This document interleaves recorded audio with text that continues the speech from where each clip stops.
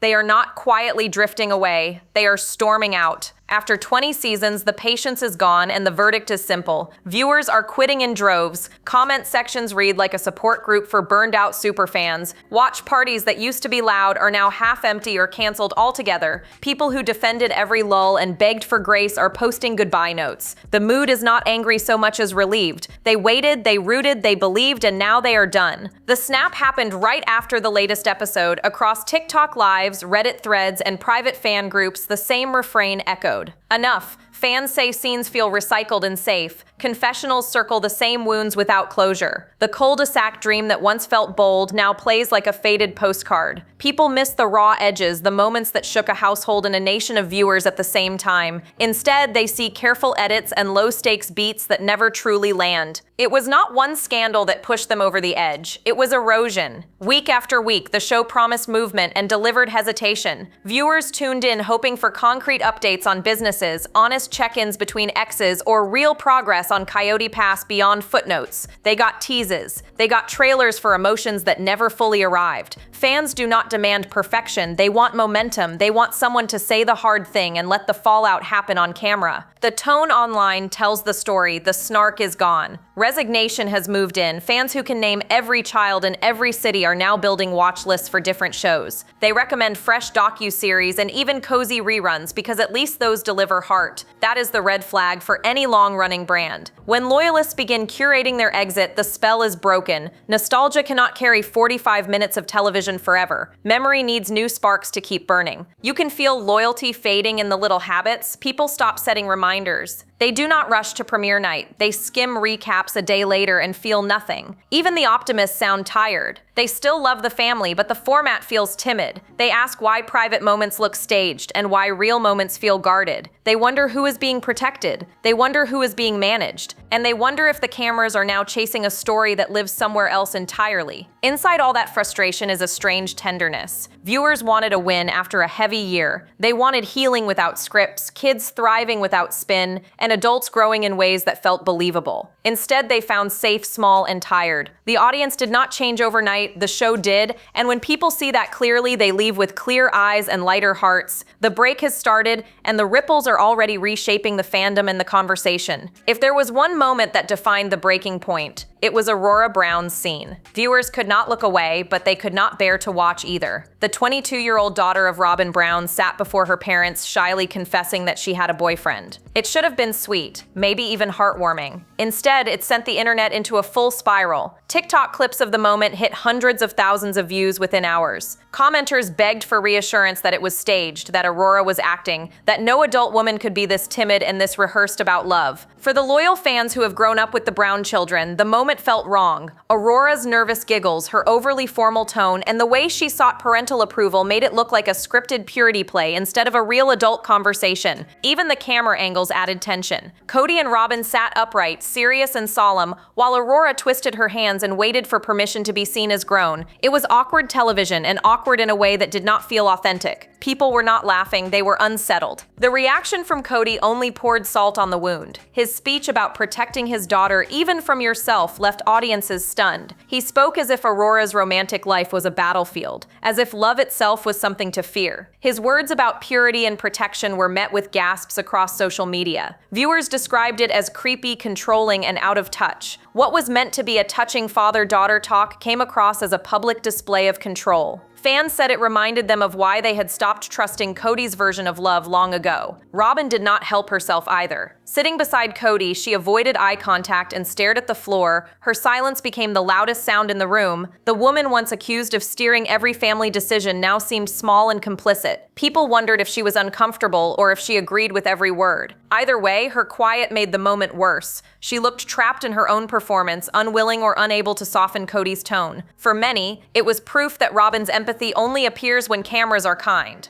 As the scene spread, so did theories. Some claimed the entire conversation was manufactured for drama. Others believed it reflected the real emotional sheltering of the Brown children. The consensus, though, was simple. It felt wrong, it felt staged in all the wrong ways, and sincere in all the ways that made people cringe. What should have been a minor subplot became the spark that reignited the backlash. Viewers saw it not as innocence, but as evidence that this world no longer understands its audience. The Aurora moment did not just embarrass a family, it confirmed that the show's soul had shifted. If Aurora's confession was awkward, Cody Brown's reaction turned it into something unforgettable for all the wrong reasons. The infamous chastity scene became an instant flashpoint online. Viewers flooded comment sections with disbelief, saying they felt like they were watching a father from another century trying to police emotions he could no longer control. Cody looked serious, almost theatrical, as he launched into a long speech about purity, temptation, and responsibility. But the audience was not inspired, they were deeply uncomfortable. He told Brody, Aurora's boyfriend, that when he was not around, it would be Brody's job to protect Aurora, even from himself. The phrasing stopped people cold. What did that even mean? Fans called it weird, archaic, and disturbing. Some wondered if Cody was projecting his own guilt about his failed marriages, trying to rewrite the past through his daughter's love life. Others thought he was simply desperate to look like a strong patriarch again after years of public embarrassment. Either way, the message fell flat. The scene became a lightning rod, the kind of clip that circulates not for entertainment but for outrage. While Cody lectured, Robin sat next to him, frozen. She smiled weakly, then looked away, her eyes darting anywhere but toward her husband. That single reaction shot became a meme within hours. People joked that Robin wanted to vanish from the room. Others saw it as something darker, a woman trapped by her own image. She had spent years defending Cody as misunderstood, as principled, but when he began to sound like a man policing grown children, her silence said everything. Viewers felt she was complicit, or worse, still convinced that this performance of control was love. Social media turned the moment into a full-blown cultural debate. Commenters argued that it was not just tone-deaf, it was emblematic of everything wrong with the show's moral framing. Fans said they were tired of watching outdated conversations dressed up as spiritual wisdom. This was supposed to be a family evolving, not one clinging to control through guilt. Even those who had defended Cody in the past said he had crossed a line. The scene was no longer reality television, it was voyeurism disguised as virtue. Reddit threads filled with comparisons to earlier seasons. Back then, Cody had laughed with his kids, encouraged independence, and even seemed progressive within the world he lived in. Now he looked frightened of losing relevance. Viewers speculated that the chastity speech was less about Aurora and more about Cody himself, a desperate attempt to assert power in a family that no longer listened. The audience could see through it, they always do. When the credits rolled, outrage turned into exhaustion. Fans were not angry because the Browns are flawed. They were angry because those flaws now feel hollow. There is no growth, no self-awareness, only lectures and discomfort. The chastity scene confirmed what many already felt in their bones. The show has lost its compass, and Cody's words proved it. If Cody's words stirred disgust, Robin's silence sealed the outrage. In earlier years, she was framed as the calm in the chaos, the sympathetic one holding the family together while others drifted apart. Now that image has shattered. After the chastity scene aired, fans turned their attention squarely on Robin. Her quiet gaze toward the floor and her refusal to speak up became the moment everyone analyzed. Was she uncomfortable, or was she approving? The answer seemed to depend on how much patience a viewer still had left. Social media did not hold back. Commenters said Robin's silence spoke louder than any speech Cody could make. They saw a woman who once manipulated family dynamics through tears now playing the same game through passivity. She knew what he was saying was wrong, and she let it happen, one viral post read. The sentiment spread quickly. Viewers accused Robin of hiding behind emotion when it suited her and disappearing when leadership required courage. For many, it was the final proof that Robin is no longer misunderstood. She is the problem. What makes the backlash sting more is how long fans have warned it was coming. Since the earliest cracks in the family structure, viewers have questioned Robin's influence. She joined the Browns later, and soon after, the foundation that had supported 4 marriages began to crumble. Every wife's exit, every emotional fallout, somehow led back to her. The show once tried to frame her as the peacemaker, but now fans describe her as the queen of convenient silence. The way she avoided Cody's gaze during that scene was the same way they say she avoided accountability for years. The irony is that Robin built her entire on-screen persona around empathy. She cried for others, carried emotional burdens, and spoke about unity more than anyone. But time has shifted perception. What once looked like compassion now feels performative. Her tears, once symbols of sincerity, are being called manipulative. The audience that used to defend her now mocks her online. The soft voice that once humanized the series now reminds people of its hypocrisy. When Cody talks, she listens. When others hurt, she weeps. Yet when something truly disturbing unfolds in front of her, she stays silent. That silence, fans say, is the most telling moment in the entire 20th season. The criticism has grown to something larger than reality television. Commentators now use Robin as a case study in how reality stars can lose control of their narrative. By doing nothing, she told the world everything. She confirmed that the family's dysfunction is no longer shared, it is sustained. Fans feel betrayed because they believed Robin wanted healing. Instead, she seems content to let Cody dominate the scene while she shields herself from backlash. Her silence may have been intended to protect the family, but it exposed her instead. As the audience turned its frustration toward Cody and Robin, another mystery simmered quietly in the background. What happened to Mary Brown's story? For years, she had been one of the show's emotional anchors. Viewers watched her triumphs and heartbreaks, her separation from Cody, and her efforts to rebuild her life. Yet in season 20, she feels like a ghost. The spark that once made her fascinating has dimmed,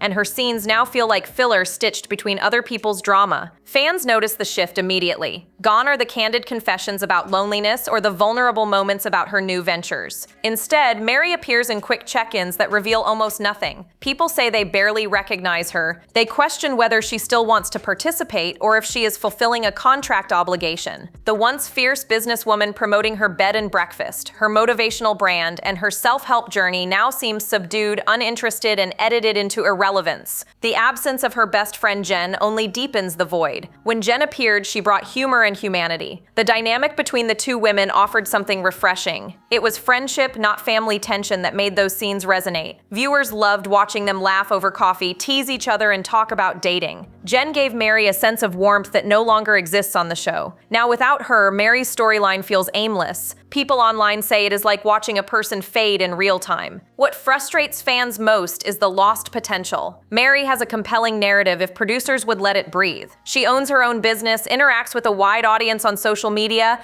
and has become a motivational figure in her own right. There is an entire story to tell about a woman redefining herself after public humiliation, yet none of it makes it to air. Instead, the show keeps circling back to the same family conflicts, the same Coyote Pass arguments, the same apologies that lead nowhere. Fans feel robbed of growth, not because it never happened, but because it never made the cut. Even those who once criticized Mary now defend her. They argue that the producers have trapped her in a loop of sorrow to maintain nostalgia. The editing, they claim, paints her as static while she has clearly evolved off camera.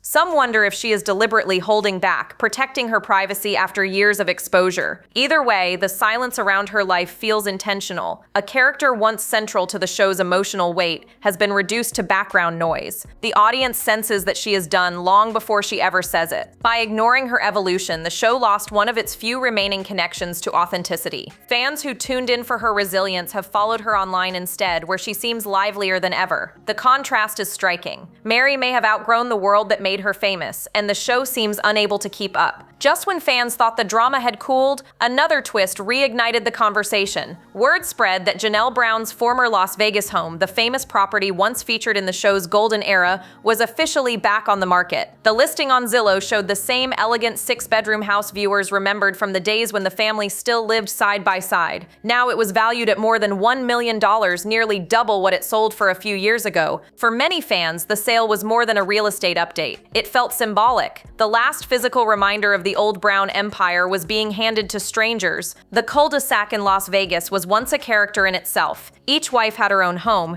yet they were close enough for the children to run across the pavement to visit their siblings. Those wide shots of the identical houses were the visual of unity, proof that polygamy could look organized, modern, and maybe even peaceful. Seeing one of those homes listed for sale brought back every memory of when the Browns still believed in that dream. The property photos looked eerily familiar. The same arched doorways, the same desert backdrop, but now emptied of laughter and family chaos. It reminded viewers of how much has vanished since those days. Online discussions exploded. Fans shared screenshots of the listing, comparing old footage to the new decor. Some reminisced about their favorite scenes filmed there, while others said the sale confirmed what they already knew. The Browns were never going back. That era was finished. One popular Reddit comment summed it up perfectly. They sold their last piece of hope. The post gained thousands of upvotes. People agreed that the house represented everything that made the show compelling in the first place, before fame and bitterness took over. Others found irony in the timing. As the show continues to struggle creatively, the physical world it once showcased is literally disappearing. Houses that symbolize stability are changing hands. Family ties that once looked unbreakable now exist only in reruns. Janelle's house in particular carried a special meaning because she was often seen as the pragmatic one, the bridge between wives who clashed. When she walked through that front door, it used to feel like the heart of the family. Seeing it listed on a real estate website felt like a goodbye no one wanted to say out loud. There was also a quiet fascination with the new price tag. Viewers joked that the home's value rose faster than the show's ratings dropped. But behind the humor was sadness. It was another reminder that the Browns' legacy is being rewritten by time and market value. The life they built for television has become a property listing, stripped of warmth and sold for profit. To longtime fans, that was the truest metaphor of all. The family's story has become real estate, valuable but empty. Just when audiences thought Cody Brown had finally retreated from the spotlight, he came back swinging with what many now call his redemption tour. Between public appearances, interviews, and a new stint on the competition show Special Forces, Cody has worked overtime to reshape his image. It is a campaign of reinvention, but viewers are divided on whether it feels sincere or calculated. The same man once accused of pride and emotional neglect now speaks the language of regret and personal growth. To some, it sounds like a healing arc. To others, it feels like a rehearsed performance for sympathy. On Special Forces, Cody's new tone surprised people. Gone was the loud, defensive energy that defined his final years on Sister Wives. In its place was a man sweating, struggling, and occasionally showing vulnerability. Cameras caught him talking about his mistakes, his pain, and the lessons learned from losing his family. It was television gold. Producers leaned into his confessions, framing him as a father trying to reclaim his integrity. But for longtime fans, the transformation was too convenient. They had seen this act before. Cody has apologized before, only to repeat the same behavior once the cameras moved on. Still, the strategy worked in part. The network loves a redemption story, and Cody knows how to play to an audience. His social media presence suddenly turned reflective. Posts about gratitude and spiritual rebirth replaced defensive rants. He started interacting with fans again, carefully choosing comments that praised his growth. Viewers joked that he had entered his motivational speaker era. Some wondered if he was preparing for a spin-off focused entirely on his personal evolution. The idea gained traction when a clip from Special Forces showed him saying he wanted to become a better man for his children. For many, it was hard not to roll their eyes. Critics argue that Cody's repentance feels hollow because the people he hurt most have moved on. Christine has remarried. Janelle is independent. Mary has quietly built a life outside the family. Even Robin, his last remaining wife, appears exhausted. The redemption narrative might work on a scripted show, but in real life, those bridges are already burned. Audiences do not want polished speeches. They want accountability, honesty, and growth that lasts longer than a confession segment. What makes the tour so frustrating for viewers is that it mirrors the show's broader problem. It keeps repeating emotional arcs without resolution. Cody apologizes, then repeats the same pattern. He claims peace, then spirals into control. Fans can predict the beats before they happen, and that predictability has drained the suspense from every new episode. Whether Special Forces succeeds or not, Cody's comeback does not erase the fatigue surrounding his story. In trying to rebrand himself, he has reminded everyone why they stopped watching in the first place. By the time season 20 hit its midpoint, the numbers told a brutal truth. The audience was leaving. Ratings slipped lower each week, and even the most dedicated fans admitted they were tuning out. Comment threads, once filled with speculation and theories, now read like farewell letters. "I used to plan my Sunday nights around this show," one viewer wrote. "Now I forget it's even on." The decline was not quiet or accidental, it was deliberate. People were not simply bored, they were exhausted. For years, the Browns story had drawn viewers because it felt like watching a social experiment unfold in real time. It was messy, unpredictable, and deeply human. But somewhere along the line, that raw honesty vanished. What remained was repetition. Every conversation felt recycled. Every emotional beat felt rehearsed. The same arguments about land, love, and loyalty looped endlessly. Viewers began asking what the point was. If no one was growing, if nothing was changing, why stay invested? The show that once broke boundaries now looked like it was stuck in its own echo chamber. On social media, the exodus became visible. Entire Reddit forums turned into therapy groups for former fans who had finally given up. TikTok creators who built audiences reviewing the show began covering other programs instead. YouTube channels that used to post instant recaps started skipping skipping episodes altogether. The energy that once surrounded each new release faded into silence. Even mainstream entertainment outlets stopped covering it as often, noting that the cultural fascination had cooled. Part of the fatigue comes from the imbalance in storytelling. Audiences have seen too much of Cody and Robin while the rest of the family is reduced to brief updates. The diversity of perspectives that made the early seasons fascinating has been replaced by narrow focus. The emotional variety is gone. What was once a portrait of complex relationships has turned into a loop of apology and resentment. Viewers say it feels like watching the same scene dressed in different clothes. The exodus has also created new communities. Former fans gather online to reminisce about the early days when the show felt fresh and brave. They trade favorite quotes, recall specific episodes, and share nostalgic clips.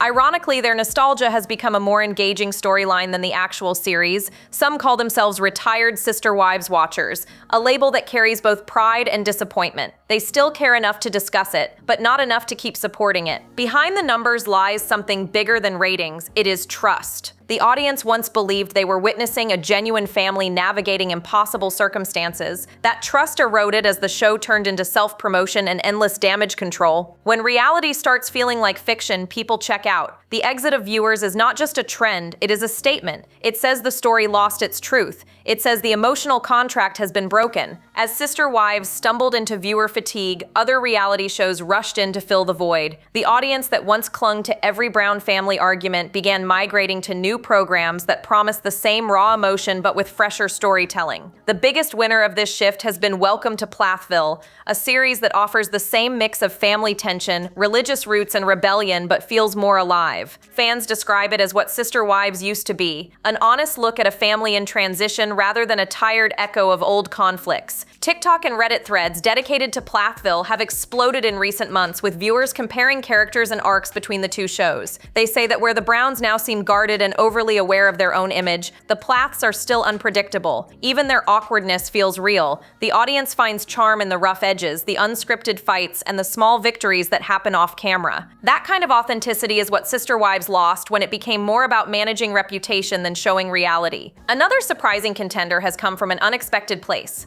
Lifetime. The network's new thriller, The Secret Lives of Sister Wives, debuted quietly but soon became a topic of fascination. It follows a woman escaping a controlling polygamous community and finding freedom in the outside world. Though fictionalized, the parallels were obvious. Viewers joked that it felt like an alternate version of Robin or Christine's story, only with more honesty and less editing. Lifetime's dramatized approach somehow captured more truth about control and manipulation than the real show managed to in years. This shift in attention has not gone unnoticed. TLC executives have been monitoring the ratings and cross-platform engagement, and insiders whisper that they are concerned. The network built its modern identity around the Browns, and for a decade that gamble paid off. But now, the landscape has changed. Reality television moves faster than ever, and audiences crave progress, not reruns of emotional stalemates. Other families are stepping up, ready to share their chaos, heartbreak, and growth without looking like they are reading from a script. Even the viewers themselves seem more adventurous now. Former Sister Wives fans are exploring docuseries about faith transitions, non-traditional relationships, and self-discovery. They want to see people evolve even when it is messy. They want to see lessons learned, not recycled.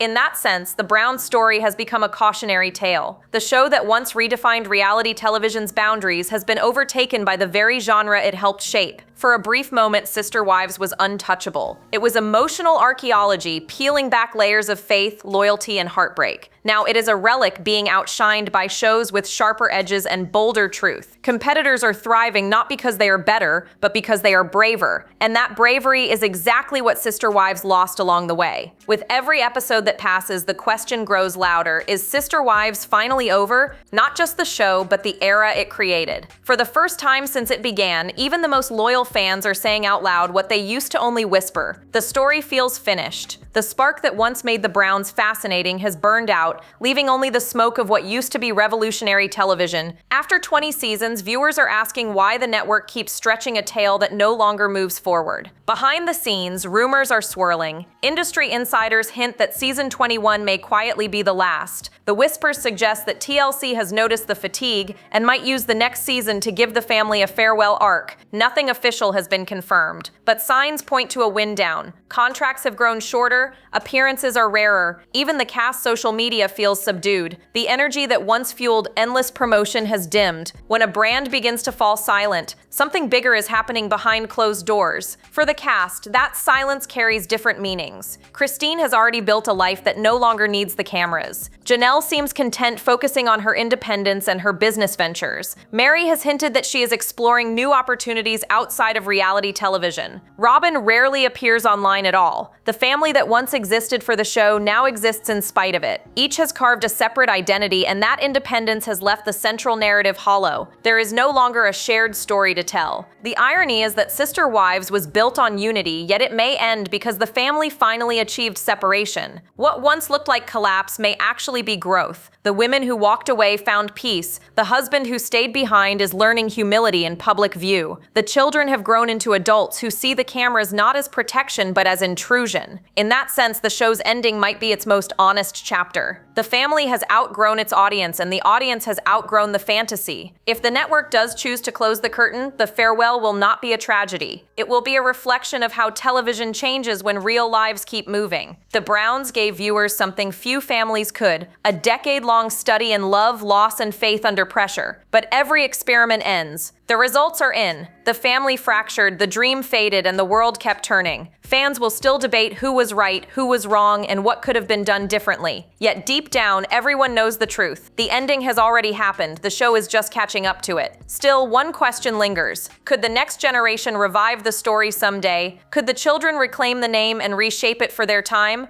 For now, that remains a possibility waiting in the distance. Drop your thoughts below, like, subscribe, and stay tuned. The next video is waiting, and you will not believe what is coming next.